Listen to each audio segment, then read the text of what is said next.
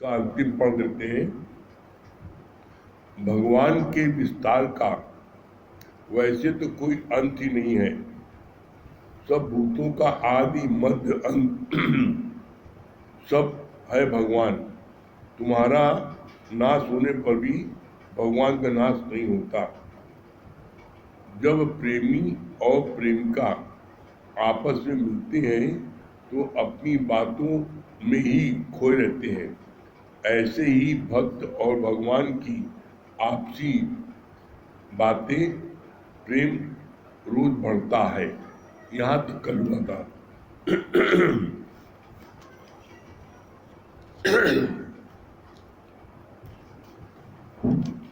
इसके आगे है 10वां अध्याय का आज श्लोक 31 से 42 तक। 31 श्लोक में क्या बोला भगवान ने? कृष्ण भगवान ने बोला मगरमच्छ हूं। तो इसका अर्थ ये नहीं कि तुम मगरमच्छ के मुंह में चले जाओ। जैसे भगवान ने कहा कि धर्म अनुसार काम मैं हूं, तो कई लोग चतुरता से कहते हैं कि इच्छा कामना भी तो भगवान कराता है।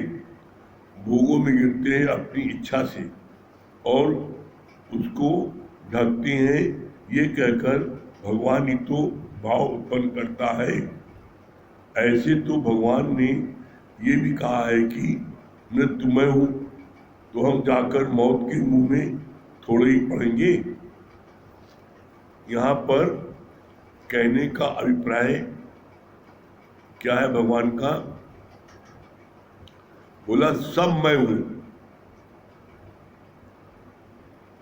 मगरमच्छ मैं हूं, घड़ियाल मैं हूं, शेर मैं हूं, कुआं मैं हूं, नदी मैं हूं। कोई चीज भी ऐसी नहीं है जो इस पूरे ब्रह्मांड में दिखाई पड़ रही है वो स्वयं भगवान बना है। भगवान ने कहा नहीं, शेर भी मैं हूं, सांप भी मैं हूं, मगरमच्छ भी मैं हूं। तो अब ये को भगवान मगरमच्छ बने तो भगवान के मुंह में चले जाए, मुक्ति मिल जाएगी? ये तो पागलपंती वाली बात है ना। अरे भगवान बने सब है। अब किसी की मौत कुएं में गिर हो गई तो कुआं ना होता तो इसकी मौत ना होती। अरे कुआं जो है लोगों की प्यास बुझाने के लिए है कि तुम उसमें जाकर डूब के मरो।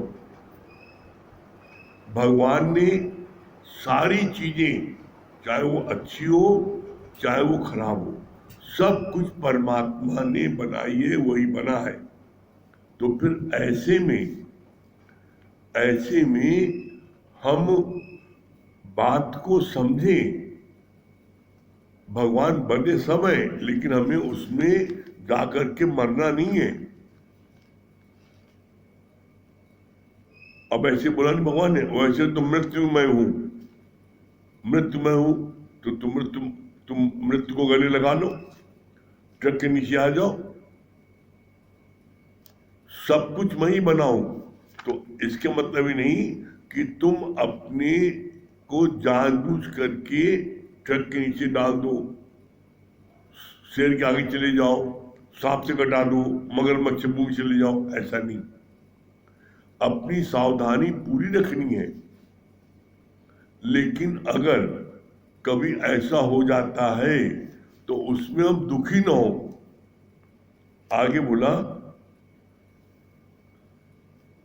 धर्म अनुसार काम का भी यह अर्थ है कि जब भगवान ने सृष्टि की उत्पत्ति की तो कामना को नियमित बनाया, साथ साथ मन इंद्रियों का संयम बताया। शेर अपने पूरे जीवन अवधि में केवल एक बार शेरनी के पास जाता है। मनुष्य तो इस बात में पशुओं से भी बदतर है। अभी ऊपर भी बात चली थी कामना की। बोला था काम अनुसार मैं हूं, बोला था धर्म अनुसार काम में हूं।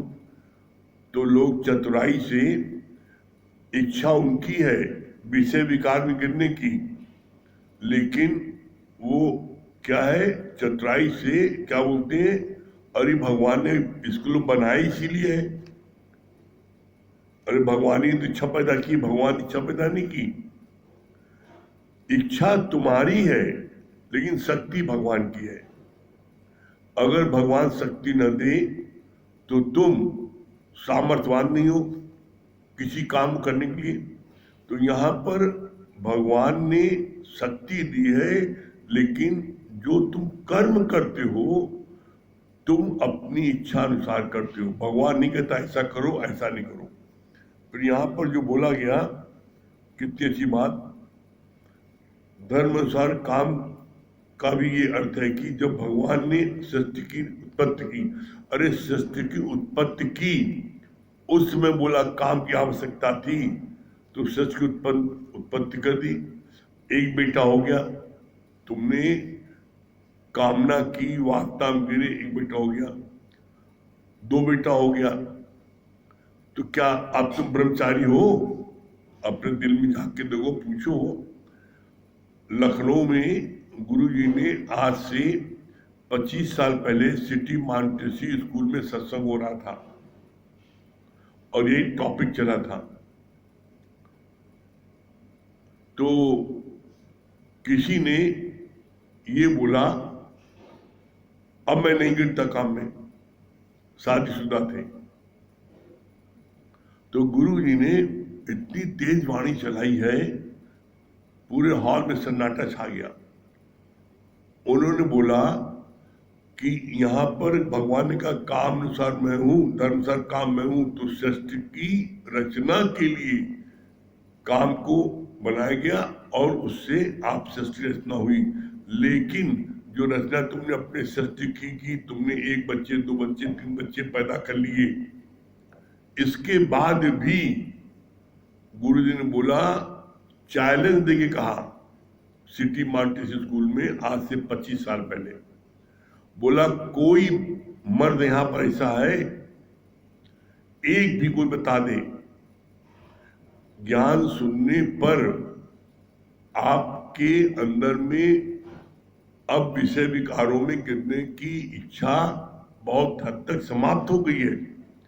लेकिन शादीशुदा यहाँ बैठे हैं, 2-4 बच्चे वाले बैठे हैं, उसके बाद भी बोला कि तुम जो हो पहले विषय विकार में रोज गिरते थे, हफ्ते में गिरते थे, महीने में गिरते थे, लेकिन ऐसा नहीं है कि तुम आज न गिरते हो। आज तुम जो है तुम 2 साल में गिरते हो, 4 साल में गिरते हो, 1 साल में, लेकिन ऐसा कोई है? और कोई तो खड़ा होता है, एक व्यक्ति बता दे ऐसा है जिसने की जो है बाल बच्चे, उसके पूरी गृहस्थी पूरी हो गई और उसके बाद में वो विषय विकार में न गिरा हो। एकदम सन्नाटा, कोई एक पिन ड्रॉप साइलेंस, सबकी घिघी बन गई। 19 साल से लेकर के 80 साल तक पुरुष बैठे थे, सबकी सिर नीचा हो गया।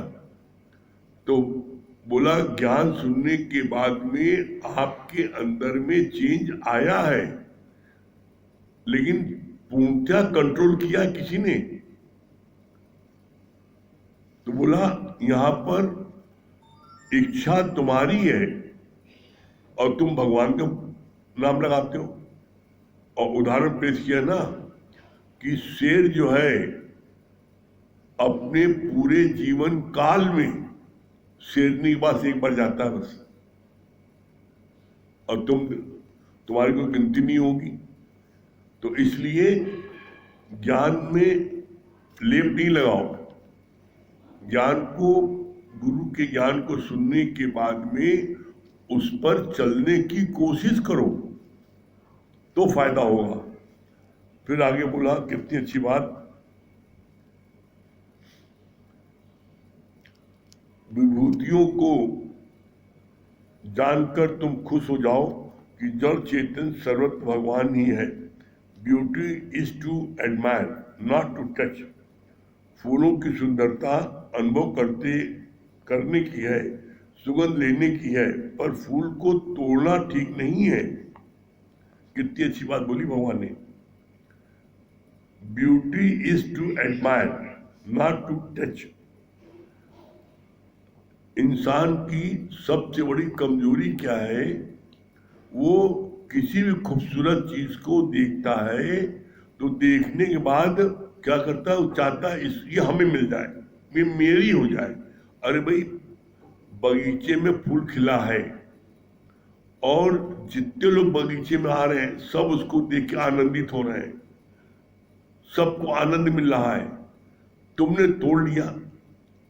अब जितने लोग बगीचे में आएंगे वो तो उससे वंचित हो जाएंगे ना। बोला नहीं, नॉट टच, ब्यूटी को, सुंदरता को देखो, देख के तारीफ करो, उसका आनंद लो, लेकिन दूर से, उसको तोड़ो नहीं, अपना नहीं बनाओ। और जब तुम अपना बनाओगे तो अभी तक तो वो सबकी थी, अब तुमने तोड़ा तो सिर्फ तुम्हारी हो गई। कैसे? इसका एक बड़ा सुंदर उदाहरण दिया, कहा एक बगीचे में सिर्फ एक बहुत सुंदर फूल खिला था, तो उस पूरे बगीचे में कोई भी आता था तो उसकी निगाह उसी पर टिक जाती थी, बड़ा प्यारा फूल था। तो क्या हुआ, देखा कुछ लोग गए घूम रहे थे, देखा कोई नहीं ना, चुपचाप तोड़ लिया। तो माली तो बैठा था पास में छुपा हुआ, उसने कहा क्या यहाँ लगा हुआ ये फूल आपको अच्छा नहीं लग रहा था? ये फूल जो है इस पूरे बगीचे की शान थी, सुंदरता थी, आपने तोड़ लिया, इस सुंदरता को आपने नष्ट कर दिया। तो यहाँ पर आप किसी चीज को बना नहीं सकते तो नष्ट क्यों करते हो?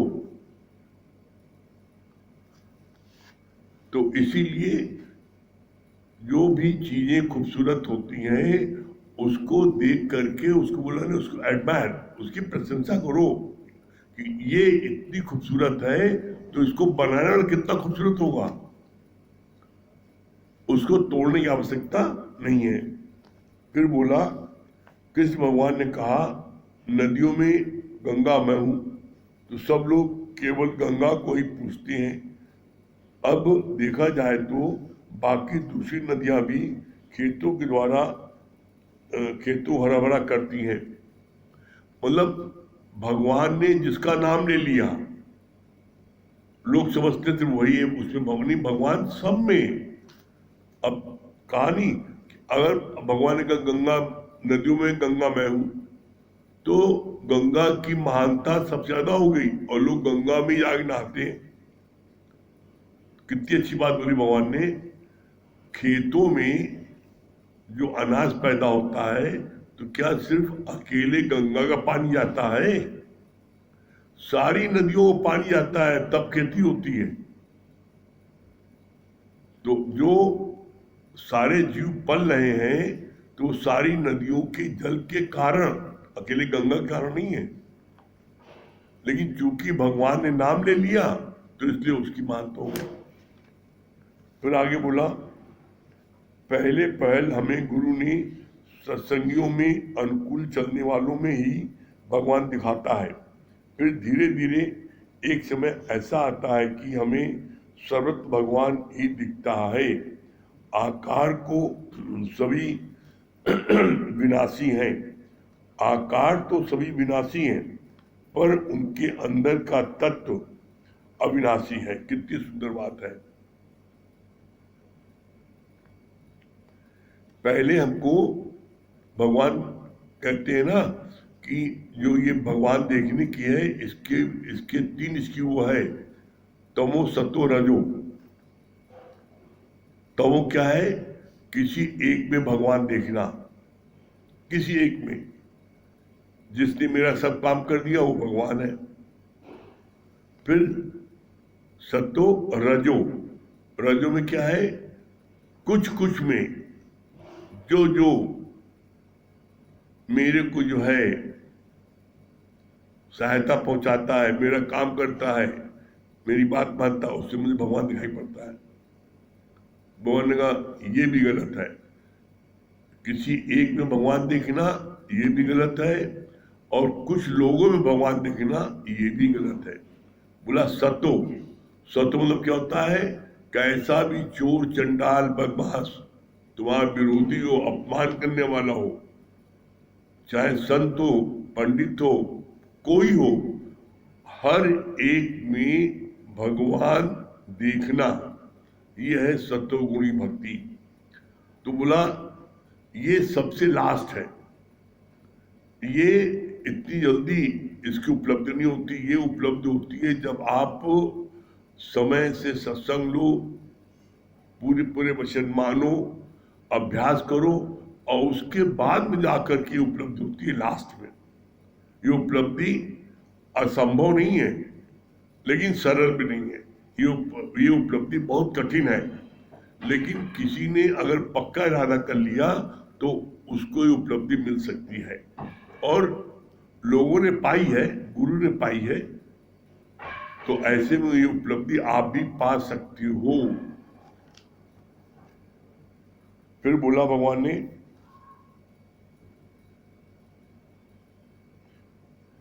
आकार तो सभी विनाशी हैं, पर उसके अंदर का तत्व अविनाशी है। कैसे?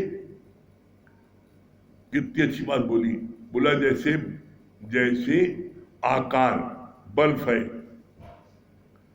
अब बल्ब है, बल्ब जल रहा है, किसके माध्यम से? करंट के माध्यम से। बल्ब में करंट आ रहा है तो बल्ब जल रहा है, लेकिन करंट आ रहा है और बल्ब का अंदर का खूंटी का तार वो निकल गया, आपके हार्ट का तार निकल गया, कहीं कोई किडनी फेल हो गई, हार्ट फेल हो गया, तो आपकी बॉडी पूरी पड़ी है, लेकिन आपका शरीर में जान नहीं है।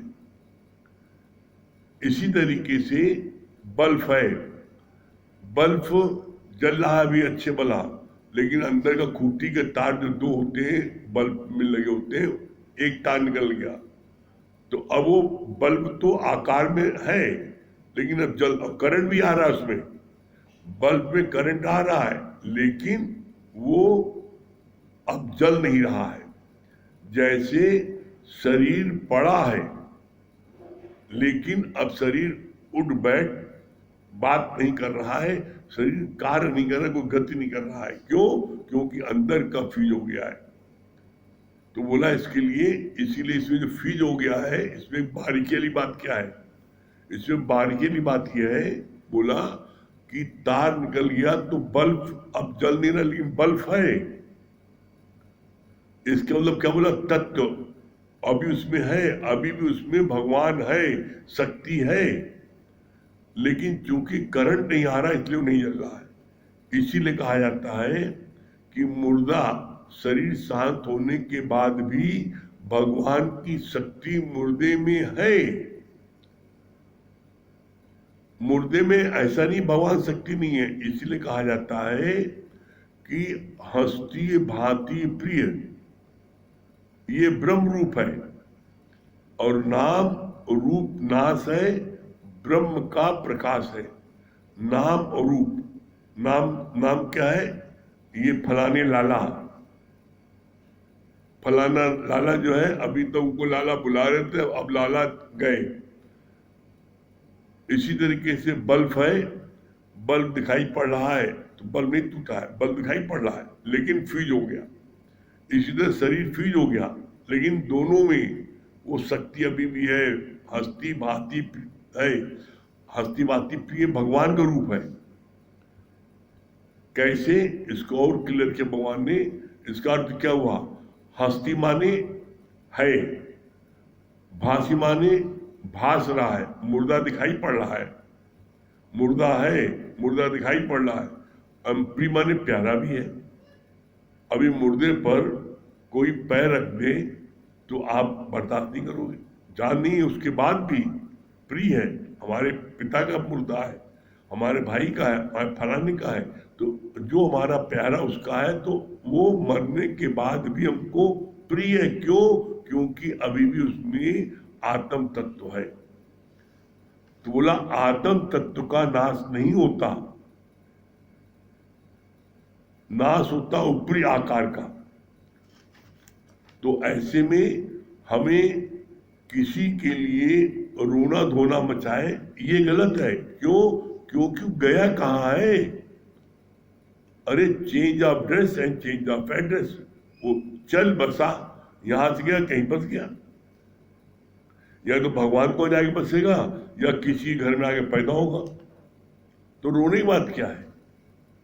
उसको अपने हृदय में, उसकी यादों को अपने हृदय में धारण करो, उनकी अच्छाइयों को अपने जीवन में लाओ। ये करना बड़ा कठिन है, रोना बहुत सरल है। तो रोने से मिलेगा कुछ नहीं। और कब तक रोगे? कब तक रोगे? घंटे, 2 घंटे, 2 दिन, 4 दिन? आखिर 2 दिन, 4 दिन, 10 दिन के बाद में फिर अपने सारे कार्य में लगोगे ना। तो 2 दिन, 4 दिन, 5 दिन तुमने अपना नुकसान किया, दुखी हुए, तो मिला क्या? तो बोला ये दुख प्रकट करने का कोई सच्चा साधन नहीं है। अरे दुख प्रकट करने का सच्चा साधन क्या है? आप उसके गुणों को आप जो है आप अपने में लगाइए, या कोई काम जो उन्होंने लक्ष्य रखा था कि हम ये काम करना चाहते हैं, उस काम को आप करके दिखाओ। जो कोई अधूरा काम कर रह गया था, अच्छा वो आप उस चीज को आप करके दिखाओ। क्यों नहीं दिखाते? किसी भी काम को करने में समय लगता है, तो हम समय तो देना नहीं चाहते, बस 10 मिनट दिखाने की दुनिया को रोने लगती है। तो बोला ये ज्ञानी की काम नहीं है। अरे न कोई जाता ना आता, भगवान की कितनी अच्छी बात की, आप नया ड्रेस पहन के आते हो तो हम खुश होते हैं कि रोएंगे। उसी तरीके से अब उसका पुराना ड्रेस हो गया था, अब वो बदल के फिर में आ जाएगा, तो रोने की बात क्या है? जितना जितना आप ज्ञान को समझते जाओगे, उतनी उतनी आपको अंदर में ताकत आएगी। और जीवन में कुछ भी घटना घटित होगी, चाहे मौत हो, चाहे एक्सीडेंट हो, चाहे एकाएक बिजनेस डाउनफॉल आ जाए, चाहे किसी प्रकार की कोई बात आ जाए, अच्छा आनी सब बात है, जीवन में आनी सारी बातें हैं सबके साथ। किसी को ऊपर आ चुकी है, किसी को ऊपर आएगी। इस ज्ञान का जो सबसे बड़ा फायदा यही है, आप मंजिल तक पहुंचो न पहुंचो सेकेंडरी बात है, लेकिन कम से कम आप जितने समय तक जीवित रहते हो उतने समय तक तो खूब अच्छे से रहते हो, पूरा घर स्वर्ग रहता है। नहीं, एक घर में किसी की मौत हो जाती है, हम देखते हैं कि उसकी मौत का ढिंढोरा 20 साल तक पिटता रहता है। अरे मौत हुए तो 15 साल हो गई, और होली में मिलने गए, कहा बता रो रो क्या, अगर वो होता तो कितना अच्छा था। अरे भाई 15 साल हो गए उसको गए भाई। तो बोला अज्ञानता में व्यक्ति मैं मेरे के जो बिछड़ जाते हैं उनको हर 30 त्योहार पर पूजा पाठ में उनको याद करके रोते जरूर है। अरे भी खुशी दिन है, उस दिन खुशी मनाओ, है खुशी मनाओ कि वो भी भगवान के साथ अपना होली खेल रहा है, खुशी मनाओ वो भी भगवान के साथ दिवाली मना रहा है। तुम इतना निगेटिव भावना क्यों रखते हो? ये भावना आपकी पॉजिटिव आएगी सिर्फ ये ब्रह्म ज्ञान को रोज सुनने पर। आप सुनो और आपको आनंद न मिले तब कहना, निश्चित आपको आनंद की प्राप्ति होगी। ठीक है? हाँ मंगल भैया।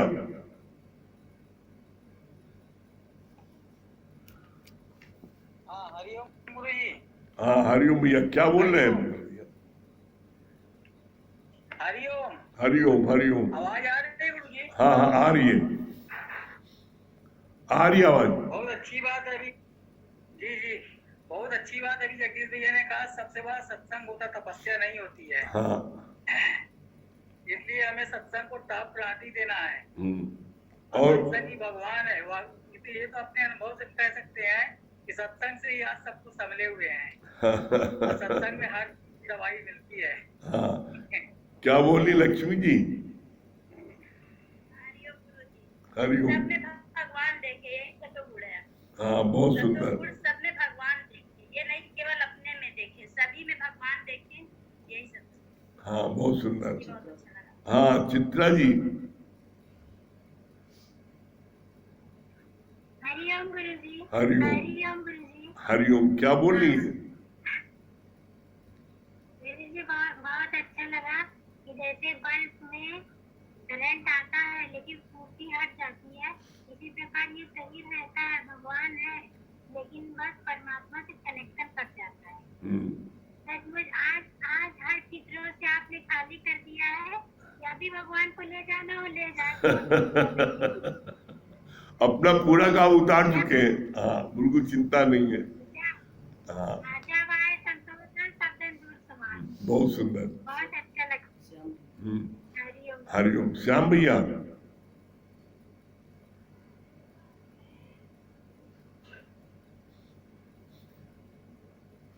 श्याम भैया क्या बता रहे हैं? बहुत अच्छी बात लग रही है। अभी 2-3 दिन से गीता पढ़ा जा रहा है, तो उसमें यही चर्चा चल रही है कि गुरुजी ने बताया कि सर्वस्व जहां तक दृष्टि जाती है आपकी, जहां तक पूरी सृष्टि है, जड़ चेतन सब में भगवान की ही शक्ति है, भगवान का ही वास है, और सब में ही भगवान के बदौलत सब काम हो रहा है। और अहंकार को काटने के लिए सबसे बड़ी बात आपने जो बताई गीता में पढ़ के कि मैं कुछ करने वाला नहीं, जो भी कर रहा है सब परमात्मा का है। भगवान इतनी बड़ी सृष्टि चला रहा है, वो तो कहीं कुछ नहीं लिखता मेड इन भगवान। हम लोग जरा कभी कुछ काम करते हैं, कुछ भी बात होती है तो made in such and such लिखते हैं। अभी आपने जैसे बताया कि 3 प्रकार की मतलब जो है बुद्धि होती है, भक्ति होती है। एक तमोगुणी भक्ति, एक रजोगुणी भक्ति और एक मतलब सतोगुणी भक्ति। तो तमोगुणी भक्ति तो बड़ी जल्दी आ जाती है। एक ने बड़ा बढ़िया काम कर दिया, अरे भगवान आप ही हो, आपके अलावा कोई नहीं ना, सर्वस्व आप ही आप हो। लेकिन रजोगुणी भक्ति में क्या, 4-6 लोगों को काम उसने कर दिया, तब उसमें आ जाती है रजोगुणी भक्ति। लेकिन भगवान ने कहा ये सब गलत बात। सतोगुणी भक्ति वो होती है जो सब में ही भगवान को मानो। सब में ही भगवान मानना तो बड़ा कठिन है, आपने बताया वास्तव में बहुत कठिन है। सब काम परमात्मा ही करने वाला है, ये सोचना भी बहुत कठिन है। जहाँ कोई अच्छा काम हुआ, अबे हम न हो तो कैसे ही काम हो ही नहीं सकता, कोई नहीं कर सकते, लेकिन भूल जाते हैं कि शक्ति उसी की है। जो आज की 3 दिन से हम गीता सुन रहे हैं, यही चल रहा है कि सर्वस्व भगवान का ही बसेरा है, जड़ से चेतन से लेके चींटी से हाथी से इधर। लेकिन मनुष्य इतना मतलब जो है अपने आप का अभाग्यशाली हम कहते हैं या अहंकारी कहते हैं कि हर एक में मैं जहाँ कुछ गड़बड़ हुआ भगवान या तुम्ही ने आपने ये कर दिया है। बहुत अच्छी बात 2-3 दिन से चल रही है, बहुत अच्छा लग रहा है। बहुत सुंदर। और अहंकार मिटाने का सबसे बड़ा तरीका भी आपने बताया। हाँ, महेश भैया।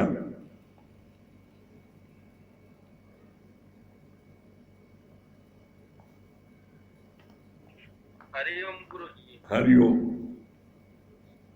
हाँ, क्या बोले महेश भैया? बहुत अच्छी बात लगी आपकी, बहुत अच्छी बात लगी गुरुजी कि जब हम अपने अंदर की वासनाओं को खत्म कर लेंगे तो सहज में आ जाएंगे। जैसे आपने बताया ना कि कोई इसका अंत नहीं है। निर्मला भगवान के सामने भी कितने लोग वहाँ बैठे थे, लेकिन किसी की हिम्मत नहीं हुई। लेकिन जैसे आपने कहा ना कि सेल्फ रियलाइजेशन मतलब सहज त्याग, ये सबसे अच्छा होगा। हाँ, क्या बोली संगीता रानी? हरिओम। बहुत अच्छी बात लगी कि जैसे आपने बताया ना कि कोई चीज की जो सुंदर है तो उसकी तारीफ करे, उसको तोड़े ना, ये बात बहुत अच्छी लगी।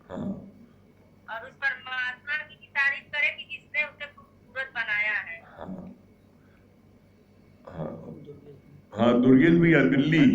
हरिओम। दुर्गेश भैया। हरिओम गुरुजी। हरिओम भैया, क्या बता रहे दुर्गेश भैया? गुरुजी बहुत अच्छी बात बताई आपने। जितना हम ज्ञान को समझेंगे उतना ही हमारी उन्नति प्रगति होगी। जितना ही हम गुरु को जानेंगे उतना ही हमारी उन्नति प्रगति होगी। ये बात बहुत अच्छी लगी, बहुत सुंदर। हाँ, शांति भी। हाँ, पूजा जी। पूजा जी क्या बता रही हैं? हरिओम गुरुजी। हाँ हरिओम, क्या बोल रही पूजा जी? ये बहुत अच्छा बताया आपने कि जो ज्ञान हमें गुरु दे सकता है, जो ज्ञान हमें गुरु दे सकता है वो हमें कोई नहीं दे सकता। अब गुरु हमें शांति और मुक्ति का रास्ता दिखाता है। ये बात बहुत अच्छी लगी। और बहुत सुंदर। बिना गुरु की मुक्ति हमें नहीं मिल सकती। हाँ बहुत सुंदर। हाँ हाँ मिनी माल, हरिओम सभी को हरिओम। मिनी मालविया, मिनी मालविया जी,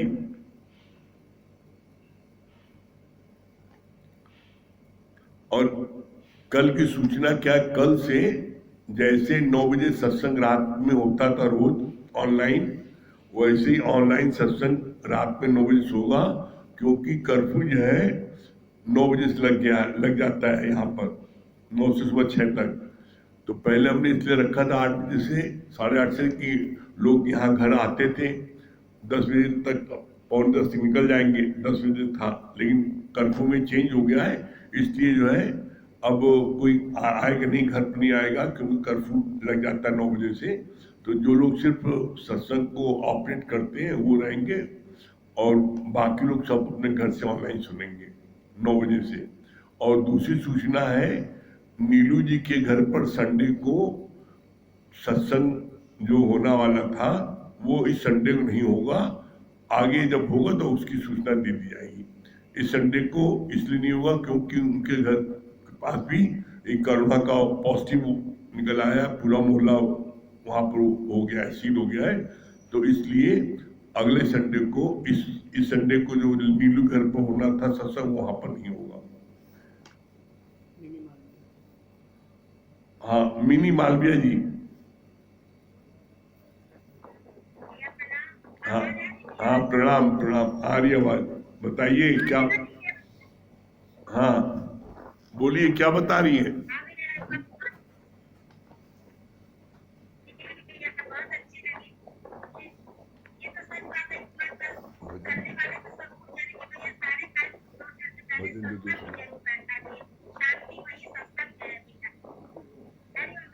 हरिओम, बहुत सुंदर। हाँ सुशीला जी, आवाज नहीं गई क्या करी? हाँ आ रही है आवाज, आ रही है। हाँ सुशीला जी भजन सुनाइए, सुशीला जी। हाँ भजन सुनाइए।